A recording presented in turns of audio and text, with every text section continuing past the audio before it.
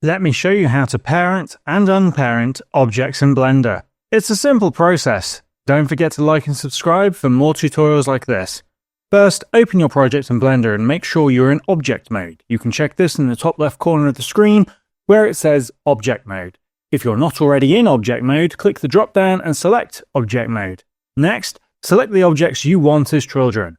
You can do this by right-clicking or left-clicking, depending on your settings, on the child object in the 3D viewport.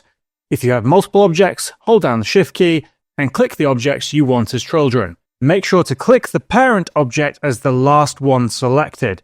Now click Ctrl plus the P key to parent objects to the last object. Select the first option in the Set Parent to menu. Now you can move the children when you move the parent object. If you want to unparent an object, click the object you want to unparent and click Alt-P and select Clear Parent. This will remove parent and children will no longer follow the parent object.